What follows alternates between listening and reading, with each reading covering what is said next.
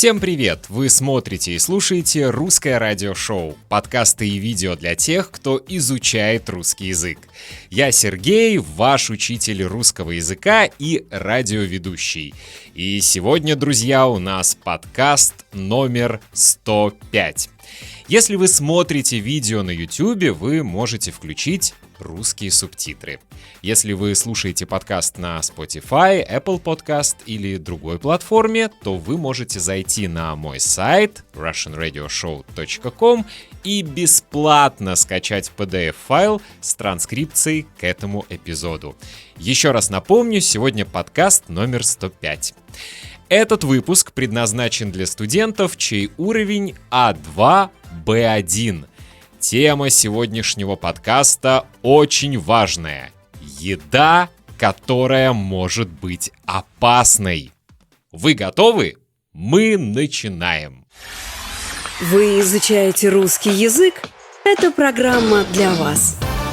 Русское радиошоу.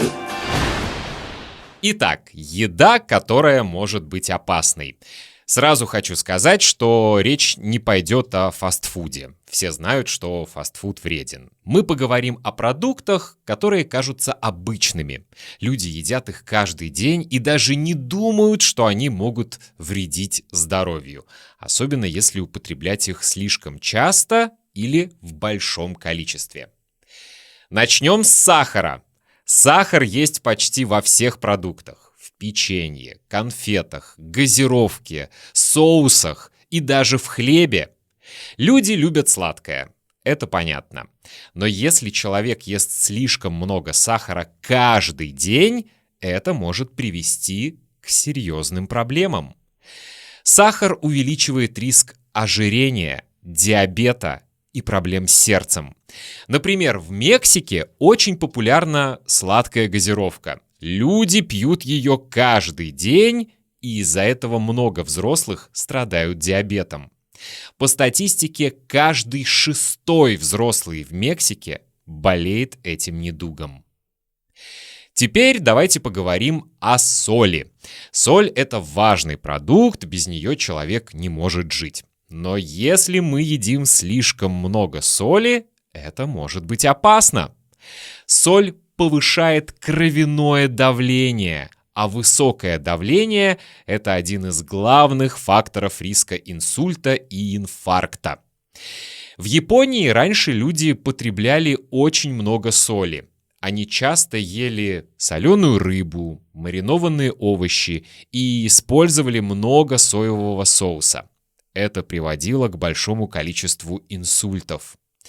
Позже государство начало кампанию, чтобы люди ели меньше соли, и количество инсультов значительно сократилось. Это хороший пример того, как питание влияет на здоровье нации. Следующий продукт – колбаса. Колбаса – популярный продукт. Она вкусная, ее удобно готовить, она долго хранится. Но в ней много соли, жира и разных добавок. Ученые говорят, что если человек каждый день ест колбасу, сосиски или бекон, это увеличивает риск развития рака кишечника и болезней сердца. Всемирная организация здравоохранения считает переработанное мясо опасным. Лучше есть меньше таких продуктов и чаще готовить мясо дома. Например, можно заменить колбасу на курицу, рыбу или бобовые. Поговорим теперь о белом хлебе. Белый хлеб делают из очищенной муки. В таком хлебе почти нет витаминов и клетчатки. Он быстро повышает уровень сахара в крови, и если есть его слишком часто, это может привести к диабету и лишнему весу. Лучше выбирать хлеб из цельного зерна, потому что он содержит больше полезных веществ. Также полезны каши, например, гречка, овсянка и перловка. Эти продукты дают нам энергию и помогают работе желудка.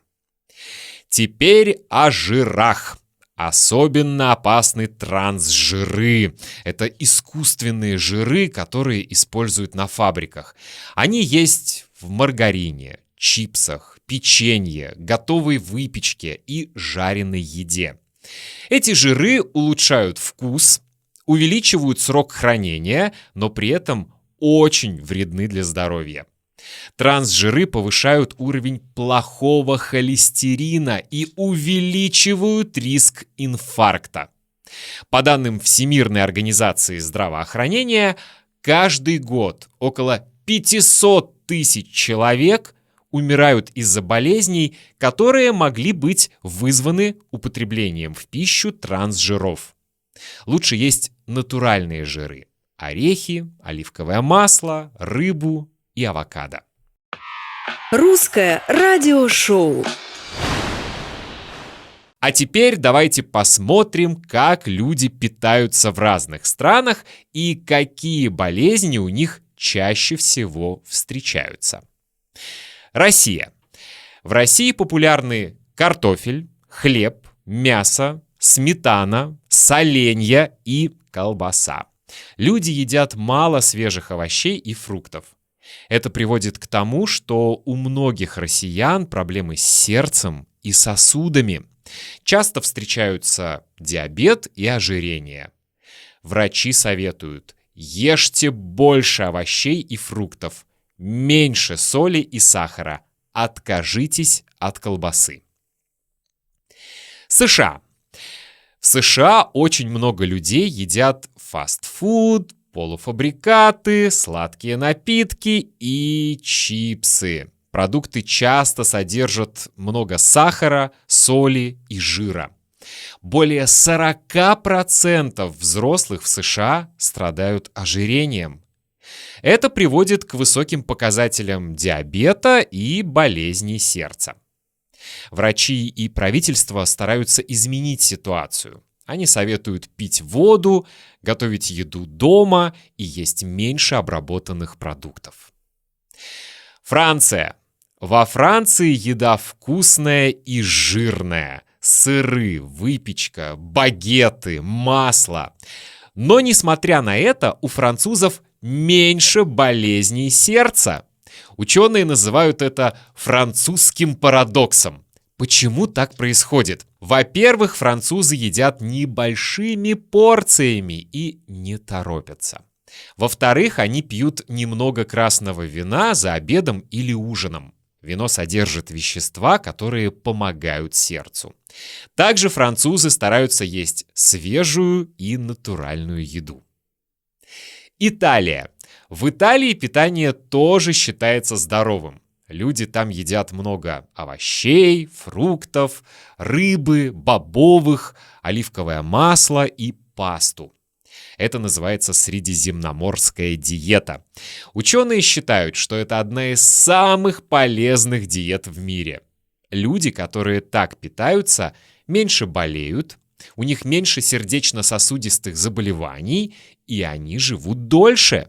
Несмотря на то, что молодежь в Италии любит пиццу и фастфуд, традиционная кухня остается важной частью культуры. Латинская Америка. В Латинской Америке питание разное, но в некоторых странах, особенно в Мексике, как я уже сказал, люди часто пьют сладкую газировку.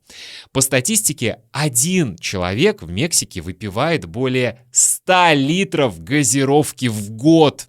Представляете, сколько это сахара? Врачи называют газировку сладким ядом. Я слышал, что правительство Мексики даже ввело налог на сладкие напитки. Надеюсь, это помогает немного решить проблему. Азия. В Азии питание было традиционно полезным. Например, в Японии люди едят много рыбы, риса, водорослей, пьют зеленый чай. Они едят маленькими порциями и редко перекусывают.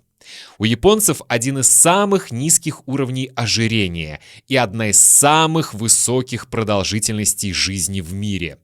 Но ситуация меняется. В Китае и Индии все больше людей едят фастфуд, сладости и мало двигаются, поэтому растет число людей с ожирением и диабетом. Подведем итог. Обычные продукты, которые мы едим каждый день, могут быть опасными, особенно если есть их часто и в больших количествах. Это сахар, соль, белый хлеб, колбасы, трансжиры. Они могут вызывать серьезные болезни: диабет, инсульт, инфаркт, ожирение и даже рак. Чтобы быть здоровым, нужно: первое. Есть больше овощей, фруктов и каш. Второе. Пить воду, а не газировку. Третье. Готовить еду дома, а не покупать фастфуд. Четвертое. Меньше есть колбасы, чипсов и сладостей. Пятое. Использовать полезные жиры: оливковое масло, орехи, авокадо. 6. Есть медленно и с удовольствием. Как питаются люди в вашей стране? Какие продукты являются главными в вашей национальной кухне? Напишите в комментариях или отправьте мне сообщение в социальных сетях. Ваше мнение очень важно. И приглашаю вас на сайт russianradioshow.com. Именно там вы можете бесплатно скачать PDF с транскрипцией к этому и любому другому эпизоду, заказать урок со мной или принять участие в русском разговорном клубе. Слушайте «Русское радиошоу» и изучайте русский язык с удовольствием. Пока!